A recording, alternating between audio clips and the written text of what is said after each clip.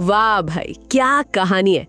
चलो इसे कहानी को एक नए अंदाज में थोड़ा और मसालेदार बनाकर सुनाता हूँ। ऐसा लगेगा ही नहीं कि वही पुरानी कहानी है, बल्कि ऐसा फील होगा जैसे कोई दोस्त तुम्हें रात में बैठकर एक जबरदस्त किस्सा सुना रहा हो। तैयार हो तो पॉपकॉर्न ले आओ और शुरू करते हैं। हजारों साल पहले एक ऐसी दुनिया जहाँ जादू हवा में घुला होता था, एक कमाल का जादूगर रहता था। यार वो कोई ऐसा वैसा जादूगर नहीं था, बल्कि उसके हाथों में तो मानो जिंदगी और मौत का रिमोट कंट्रोल था। सोचो एक ऐसा बंदा जो मुर्दों में फिर से जान फूंक दे, सूखे ठूंठ बन चुके पेड़ों को अपने एक इशारे से हरा भरा कर दे। उसकी शक्तियां ऐसी थी कि लोग उसे भगवान का भेजा हुआ दूत मानते थे। लेकिन यार किस्मत का खेल देखो, जो आदमी मौत को भी चकमा दे सकता था वो वक्त के आगे बेबस था। हर गुजरते दिन के साथ उसके चेहरे पर झुर्रियां गहरी होती जा रही थी और शरीर कमजोर पड़ता जा रहा था। उसे ये एहसास खाए जा रहा था कि एक दिन मौत उसे भी अपने साथ ले जाएगी। मौत का ये डर उस पर ऐसा हावी हुआ कि उसने अमर होने की ठान ली। उसने अपनी पूरी ताकत और ज्ञान झोंक कर एक ऐसी तलवार बनानी शुरू की जो किसी दैवी कथा से निकली लगती थी। उस तलवार में खास रत्न जड़ने की जगह थी। प्लान सिंपल था, जिस दिन सदी का सबसे बड़ा सूर्य ग्रहण लगेगा वो उस जादुई रत्न को तलवार में जड़ देगा और हमेशा हमेशा के लिए अमर हो जाएगा। लेकिन कहते हैं ना, घर का भेदी रंग का ढाई। उसका एक नौजवान चेला था कोस, गुरु की आंखों का तारा लेकिन दिल का काला। वो छिप छिप कर अपनी गुरु की हर हरकत पर नजर रख रहा था। जैसे जैसे वो अपने गुरु की शक्तियों को देखता, उसके दिल में जलन और लालच की आग भड़कने लगी। वो सोचने लगा, ये बुढ़ा इस ताकत का क्या करेगा? ये शक्ति तो मेरे जैसे नौजवान के पास होनी चाहिए। धीरे धीरे लालच का अंधेरा उसकी आत्मा पर पूरी तरह छा गया। आखिरकार वो ग्रहण की रात आ ही गई। आसमान में चांद सूरज को निगलने लगा था और धरती पर अंधेरा छा रहा था। जादूगर अपनी गुफा में अनुष्ठान की तैयारी कर रहा था। उसकी आंखें बंद थी और वो मंत्रों का जाप कर रहा था। बस कुछ ही पल और वो अमरता को पा लेता। लेकिन तभी एक भयानक गड़गड़ाहट हुई। इससे पहले कि जादूगर अपनी आंखें खोल पाता, कोस ने ऊपर से एक बहुत बड़ा पत्थर उस पर गिरा दिया। जादूगर दर्द से चीख भी नहीं पाया। कोस ने झपटकर उसके हाथ से वो तलवार और रत्न छीना और खुद के लिए उस शक्ति को हासिल कर लिया। फिर उसने अपने ही गुरु को, जिसने उसे सब कुछ सिखाया था, जमीन में मीलों गहरा दफना दिया। हजारों सालों तक वो महान जादूगर जमीन के नीचे उस अंधेरी कैद में पड़ा रहा, न जिंदा न मुर्दा, बस नफरत और बदले की आग में जलता हुआ। वो हर पल हर लम्हा बस उस एक मौके का इंतजार कर रहा था जब वो आजाद होकर इस दुनिया में वापस लौट सके और कोस से अपना बदला ले सके। सदियां बीत गई, दुनिया बदल गई, लेकिन जादूगर का श्राप और उसकी नफरत उसी जमीन में दफन रही। अब कहानी को थोड़ा फास्ट फॉरवर्ड करते हैं आज के समय में। फिल्म की शुरुआत होती है जहाँ कुछ योद्धाओं का एक ग्रुप घने जंगल में किसी चीज का शिकार कर रहा था। तभी एंट्री होती है हमारे हीरो इवान की। भाई इवान को देखकर ही लगता था कि वो इस दुनिया का है ही नहीं। बाकी सब जहाँ मध्ययुगीन कपड़ों में थे, वहीं इवान मॉडर्न जैकेट और जीन्स में घूम रहा था। वो राजा ऑरेलिया का बेटा था, लेकिन उसकी परवरिश यहाँ नहीं हुई थी। जब इवान बहुत छोटा था तो उसके राज्य पर बुरी ताकतों ने हमला कर दिया था। उसे बचाने के लिए उसके पिता ने उसी जादुई तलवार का इस्तेमाल करके एक पोर्टल खोला और उसे हमारी दुनिया यानी लंदन भेज दिया। बचपन से लेकर जवान होने तक इवान लंदन में पला बढ़ा। उसे तो पता भी नहीं था कि वो एक राजकुमार है। उसके लिए तो जिंदगी का मतलब था फास्ट फूड, वीडियो गेम्स और वीकेंड पार्टियां। लेकिन अब अपने पिता के बुलावे पर उसे अपनी असली जादुई दुनिया में वापस लौटना पड़ा था। और सच कहूँ तो उसे यहाँ बिल्कुल मजा नहीं आ रहा था। खैर, जंगल में योद्धा आगे बढ़ ही रहे थे कि एक बूढ़ा आदमी हाफता हुआ उनके पास आया। उसने बताया, एक अजीब सा जानवर गाँव में घुस आया है। पहले तो वो सिर्फ जानवरों को मार रहा था, लेकिन अब वो लोगों पर भी हमला करने लगा है। मैंने उसे क्रिकेट के मैदान के पास देखा था। ये सुनते ही सारे योद्धा अलर्ट हो गए और अपनी तलवारें निकाल ली। अचानक घास में कुछ हलचल हुई और उन पर हमला हो गया। हमला करने वाला जीव देखने में किसी अजीब फुटबॉल जैसा था, जिसके नीचे कोई शरीर नहीं था, बस एक बड़ा सा मुंह और दांत थे। लेकिन भाई साहब, साइज पे मत जाओ, वो था बड़ा खतरनाक। वो हवा में उछल उछल कर अलग अलग दिशाओं से हमला कर रहा था। योद्धा परेशान हो गए थे, लेकिन आखिर में फिन नाम के एक बहादुर योद्धा ने उसे अपने जादुई बैग में कैद कर लिया। इसके बाद वो सब अपने शहर व्हाइट सिटी लौट गए। सीन बदलता है और कैमरा शहर के हलचल भरे बाजार पर आता है। वहाँ एक छोटी सी भूखी सहमी बच्ची खाने की तलाश में घूम रही थी। उसकी नजर एक औरत की टोकरी में रखे रसीले सेब पर पड़ी। उसने मौका देखकर एक सेब चुराया और गली में भाग गई। वो औरत उसे देख लेती है, लेकिन कुछ कहती नहीं। लड़की एक कोने में छिपकर जैसे ही सेब खाने लगती है, तभी उसकी नजर पास में चमकती हुई एक रोशनी पर पड़ती है। जिज्ञासा के मारे वो वहाँ जाती है और देखती है कि एक खूबसूरत चमकता हुआ फूल खिला है। जैसे ही उसे तोड़ने के लिए हाथ बढ़ाती है, एक कांटा उसकी उंगली में चुभ जाता है और खून बहने लगता है। ठीक उसी समय वो औरत भी वहाँ पहुँच जाती है जिसका सेब लड़की ने चुराया था, लेकिन वो उसे डांटने के बजाय प्यार से गले लगा लेती देती है और पूछती है, बेटा तुम कौन हो, तुम्हारे माँ बाप कहाँ है? तभी उसकी नजर भी उस चमकते हुए फूल पर जाती है। उसे वो फूल इतना पसंद आता है कि वो भी उसे तोड़ने की कोशिश करती है, लेकिन एक कांटा उसकी उंगली में भी चुभ जाता है। अचानक वो फूल जमीन के अंदर धंस जाता है और गायब हो जाता है। ये कोई आम फूल नहीं था, बल्कि उस कैद जादूगर की शक्ति का एक टुकड़ा था जो अब इन दोनों के खून से जुड़ चुका था। दूसरी तरफ इवान अपने जादुई घर में पहुंचता है। उसका घर देखकर कोई भी कहेगा कि ये बंदा किसी और ही दुनिया से आया है। Fridge, washing machine, microwave oven, बड़ा सा टीवी, वो सारे मॉडर्न सामान जो वो लंदन में इस्तेमाल करता था यहाँ ले आया था। इन सबको चलाने के लिए उसने घर के बाहर एक बड़ा सा जनरेटर लगा रखा था, जिसकी गड़गड़ाहट से पूरा गांव परेशान रहता था। कुछ ही देर में फिल्म की हीरोइन एलिसिया वहाँ पहुँचती है। एलिसिया एक खूबसूरत और बहादुर योद्धा है। इवान और एलिसिया एक दूसरे से प्यार करते हैं और जल्द ही शादी करने वाले हैं। वो दोनों बात कर ही रहे थे कि अचानक इवान के घर की सारी लाइटें बंद हो गई। वो गुस्से में बाहर जाता है और देखता है कि एक गार्ड हथौड़े से उसके जनरेटर को तोड़ रहा है। इवान चिल्लाता है, ओ भाई क्या कर रहा है, जानवर है क्या? इस हफ्ते में ये दूसरा जनरेटर है जो तुम लोगों ने तोड़ दिया। इस बीच वो औरत उस छोटी लड़की को अपने घर ले जाती है, लेकिन लड़की अचानक बेहोश होकर गिर जाती है। वो घबरा जाती है। वो देखती है कि लड़की के शरीर पर अजीब काली नसें उभरने लगी हैं। इससे पहले कि वो कुछ समझ पाती, वही निशान उसके अपने शरीर पर भी दिखने लगते हैं। इधर इवान अपने पिता के महल में जाता है, जहाँ वो जादुई तलवार रखी हुई थी, वही तलवार जिससे उसे बचपन में लंदन भेजा गया था। उसे उस तलवार की एक खास बात पता थी। वो उसे उठाकर हवा में घुमाता है, एक पोर्टल खुलता है और वो फिर से लंदन पहुंच जाता है। वहाँ से वो सुपरमार्केट से ढेर सारा सामान, चिप्स, कोल्ड ड्रिंक और बाकी जरूरत की चीजें खरीदता है, जिन्हें वो अक्सर अपनी जादुई दुनिया में लाता रहता था। उसी समय वो औरत उस बीमार लड़की को गाँव की बूढ़ी चुड़ैल के पास ले जाती है, जो जड़ी बूटियों से इलाज करने के लिए मशहूर थी। लेकिन जैसे ही चुड़ैल लड़की को देखती है, उसकी आंखें डर से फैल जाती हैं। वो कहती है, इस बच्ची पर किसी बहुत खतरनाक बुरी शक्ति का कब्जा है। अगर गांव को बचाना है तो इसे फौरन नदी में डुबोकर मार दो। ये सुनकर वो औरत आग बबूला हो जाती है। वो चिल्लाती है, तू चुड़ैल होगी, मैं एक माँ हूँ, और लड़की को लेकर वहाँ से चली जाती है। जादुई दुनिया में इवान वापस लौटता है, जहाँ उसका पिता उसे राज्य के सबसे बड़े टूर्नामेंट में हिस्सा लेने के लिए कहता है। ये एक ऐसा मुकाबला था जिसमें राज्य के सबसे बहादुर योद्धा अपनी ताकत दिखाते थे, लेकिन इवान साफ मना कर देता है। वो कहता है, पापा प्लीज, मैं आपकी तरह बहादुर या शक्तिशाली नहीं हूँ, मुझसे ये सब नहीं होगा। ये सुनकर राजा का दिल टूट जाता है। तभी एंट्री होती है साइरस की। साइरस राजा की सेना का एक घमंडी लेकिन ताकतवर योद्धा था। वो अभी अभी 2 दिन के मिशन से लौटा था, जहाँ उसने उस फुटबॉल जैसे राक्षस को पकड़ा था। पूरा शहर उसकी बहादुरी के नारे लगा रहा था, लेकिन इवान को ये सब ड्रामा लगता था, क्योंकि वो जानता था कि साइरस अपनी तारीफ खुद ही करता रहता था, खासकर एलिसिया के सामने। जल्द ही टूर्नामेंट शुरू होता है। योद्धा अपनी ताकत और करतब दिखाते हैं, जिसे देखकर लोग तालियां बजाने नहीं थकते। साइरस भी शानदार प्रदर्शन करता है और एलिसिया को इम्प्रेस करने की पूरी कोशिश करता है। राजा एक बार फिर इवान को हिस्सा लेने के लिए कहता है, लेकिन वो फिर मना कर देता है। राज्य के लोग उसे देखकर कानाफूसी करने लगते हैं कि इसमें एक राजकुमार वाले कोई गुण नहीं है। अचानक जब सब टूर्नामेंट में व्यस्त थे, आसमान में 2 भयानक चुड़ैलें दिखाई देती हैं। ये वही औरत और छोटी लड़की थी जो अब गलीना और वरवरा बन गई थी। जादूगर ने उन्हें पूरी तरह अपने वश में कर लिया था। उसने उन्हें राजा के महल से वो जादुई तलवार चुराने का आदेश दिया था। गलीना ने सैनिकों पर ऐसा जादू किया कि उनके चेहरे बिगड़ गए और वो पागलों की तरह अपने ही लोगों पर हमला करने लगे। वरवरा, जो अब एक शक्तिशाली चुड़ैल थी, अपना रूप बदलकर एक छोटे से जीव में बदल गई और उड़ते हुए महल के अंदर घुस गई ताकि तलवार चुरा सके। बाहर पूरी तरह अफरा तफरी मची हुई थी। फिनिस्ट और एलिसिया बहादुरी से उन सैनिकों का सामना कर रहे थे। वो बूढ़ी चुड़ैल और एक शक्तिशाली जादूगर भी उनकी मदद के लिए आ गए। इस हंगामे के दौरान वो फुटबॉल जैसा राक्षस भी अपनी कैद से भाग निकलता है। इसी बीच वरवरा तलवार चुरा लेती है और भागने की कोशिश करती है। तभी इवान अपना मॉडर्न दिमाग लगाता है और अपना मोबाइल फोन पूरी ताकत से उसकी तरफ फेंकता है। फोन सीधा उसके सिर पर लगता है और तलवार उसके हाथ से छूटकर नीचे गिर जाती है। इवान तुरंत तलवार उठाकर अपने पिता को दे देता है, लेकिन जब राजा उसे इस्तेमाल करने की कोशिश करता है तो वो काम ही नहीं करती। तब पता चलता है कि इवान ने लंदन आने जाने के लिए पोर्टल खोलने में उस तलवार का इतना ज्यादा इस्तेमाल किया था कि उसकी शक्ति कमजोर हो गई थी। राजा गुस्से और निराशा में तलवार वापस इवान को देता है और आदेश देता है, भागो यहाँ से इवान, और हर कीमत पर इस तलवार की रक्षा करना। इवान, फिनिस्ट, एलिसिया, साइरस और बूढ़ी चुड़ैल के साथ वहाँ से निकल जाता है। जाने से पहले इवान उस फुटबॉल जैसे राक्षस को भी अपने साथ ले लेता है, क्योंकि उसे वो क्यूट लगता है। गलीना गुस्से में वरवरा और कुछ सैनिकों को उनके पीछे भेज देती है। जंगल से भागते हुए दुश्मन उनका पीछा करते हैं। तब वो बूढ़ी चुड़ैल अपनी जादू की पोटली खोलती है। वो एक भ्रम पैदा करती है, एक चलती मुलती झोपड़ी जो नदी पार करती हुई दिखाई देती है। दुश्मनों को लगता है कि वो लोग नदी के दूसरी तरफ भाग गए हैं, लेकिन असल में इवान और उसके साथी नदी के किनारे एक खोखले बर्फीले पेड़ के तने के अंदर छिपे हुए थे। वहाँ छिपकर इवान बूढ़ी चुड़ैल से पूछता है, आखिर ये लोग कौन थे और उन्हें हमारी तलवार से क्या चाहिए। बूढ़ी चुड़ैल एक गहरी सांस लेती है और उस हजारों साल पुरानी कहानी को सुनाना शुरू करती है। वो बताती है कि कैसे एक महान जादूगर अमर बनना चाहता था, लेकिन उसके ही चेले कोस ने उसे धोखा देकर मार दिया और खुद अमर बन गया। वो समझाती है, शैतान वापस आ चुका है इवान, वो अपनी तलवार वापस चाहता है और वो चुड़ैलें उसी शैतान की गुलाम है। तभी वो महान जादूगर जिसने इवान को दुनियाओं के बीच यात्रा करने में मदद की थी वहाँ आता है और कहता है, हमें मृत भूमि जाना होगा। सिर्फ वहीं हमें पता चलेगा कि उस जादूगर को हमेशा के लिए कैसे खत्म किया जा सकता है। लेकिन मृत भूमि तक पहुँचना बच्चों का खेल नहीं था। रास्ता लंबा और खतरों से भरा था। दूसरी ओर दोनों चुड़ैलें उस चलती मुलती झोपड़ी का पीछा कर रही थी। जब उन्होंने आखिरकार उसे पकड़ा तो अंदर कोई नहीं था। गलीना गुस्से में झोपड़ी को जलाने का आदेश देती है। तभी एक और झोपड़ी कहीं से प्रकट होती है और पहली वाली से टकरा जाती है, जिससे एक बड़ा धमाका होता है और इवान और उसके साथियों को भागने का और समय मिलता है। सफर के दौरान वो लोग एक विशाल चट्टान के पास पहुँचते हैं जहाँ लोहे के 2 बड़े छल्ले लगे हुए थे। कोई भी उन्हें हिला नहीं पा रहा था। तब बूढ़ी चुड़ैल अपने बैग से कुछ जादुई बेर निकालती है और खा लेती है। खाते ही उसमें हाथियों जैसी ताकत आ जाती है। साइरस ये सब छिप कर देख लेता है। फिर चुड़ैल और बाकी योद्धा मिलकर उन छल्लों को खींचते हैं और अचानक पानी से एक विशाल वेल मछली निकलती है। पता चलता है कि जिसे वो चट्टान समझ रहे थे वो असल में उस वेल मछली की पीठ थी। वो वेल हवा में उड़ने लगती है और उन्हें मृत भूमि की ओर ले जाती है। यात्रा के दौरान इवान चुपके से चुड़ैल के जादुई बेरों से भरा बैग चुरा लेता है। लंबी यात्रा के बाद वो एक बर्फीले पहाड़ के पास पहुँचते हैं। इवान चुपके से कुछ बेर खा लेता है और उसमें जबरदस्त ताकत आ जाती है। वो एक बड़ी चट्टान उठाकर सबको दिखाता है और कहता है, देखा, अब मैं राजा बनने के लायक हूँ। आगे बढ़ते हुए वो एक बोलने वाले पहाड़ तक पहुँचते हैं। पहाड़ उन्हें चेतावनी देता है, वापस लौट जाओ। जो भी यहाँ से आगे गया है वो कभी जिंदा वापस नहीं आया। आगे मृत भूमि है और अंदर जाने के लिए तुम्हें मेरे 3 सवालों का जवाब देना होगा। इवान अपना लंदन वाला दिमाग इस्तेमाल करता है। वो चालाकी से पहाड़ को बातों में उलझाता है और उसे ये यकीन दिला देता है कि उसने तीनों सवालों के जवाब दे दिए हैं। पहाड़ इम्प्रेस हो जाता है और उसे एक चमकता हुआ पत्थर देकर अंदर जाने की इजाजत दे देता है। इवान उस पत्थर के साथ पहाड़ के अंदर जाता है जहाँ घना अंधेरा होता है। अचानक वो देखता है कि उसके पिता राजा ऑरेलिया एक चट्टान पर खड़े हैं। इवान हैरान होकर पूछता है, पापा आप यहाँ क्या कर रहे हैं? राजा उदासी से बताता है कि इवान के जाने के बाद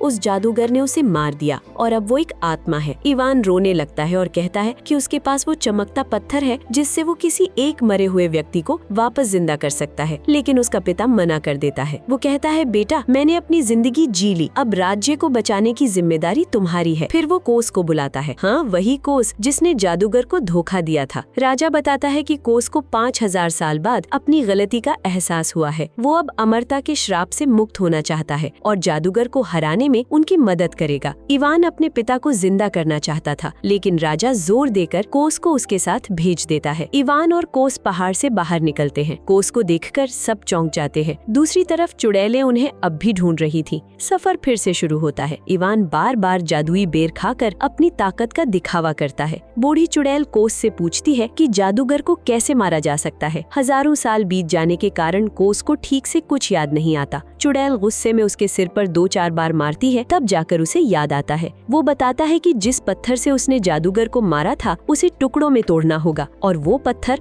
सिर्फ जादुई तलवार से ही टूट सकता है। एलिसिया कहती है, तलवार तो इवान के पास है। ये सुनकर इवान का चेहरा उतर जाता है। वो हिचकिचाते हुए सच बताता है कि तलवार की शक्ति कमजोर हो गई है। ये सुनकर सब उस पर बहुत गुस्सा होते हैं। इवान शर्मिंदा होकर तलवार लेकर जंगल में चला जाता है। वो अपने किए पर पछता रहा होता है। सोचते सोचते वो अनजाने में तलवार को जमीन में गाड़ देता है। अचानक धरती की ऊर्जा तलवार में समाने लगती है और उसकी शक्ति फिर से लौट आती है। खुश होकर वो लालच में आकर बचे हुए सारे जादुई बेर खा लेता है और तलवार को एक भारी चट्टान के नीचे रखकर सो जाता है। उसी समय वारवारा अपनी सेना के साथ उन पर हमला कर देती है। फिनिस को एक जहरीला तीर लग जाता है। सब लोग जादुई सैनिकों से लड़ने लगते हैं। इवान तलवार निकालने के लिए चट्टान हटाने की कोशिश करता है, लेकिन कर नहीं पाता क्योंकि बेरों का असर खत्म हो चुका था। बाकी लोग खाली बेरों का बैग देख लेते हैं और समझ जाते हैं कि इवान की सारी ताकत नकली थी। उन्हें पीछे हटना पड़ता है। वारवारा उन्हें जाने देती है क्योंकि उसका असली मकसद तलवार हासिल करना था। उसके सैनिक तलवार निकाल लेते हैं, लेकिन कहानी में एक ट्विस्ट आता है। वारवारा खुद अमर बनना चाहती थी, इसलिए वो तलवार गलीना को देने के बजाय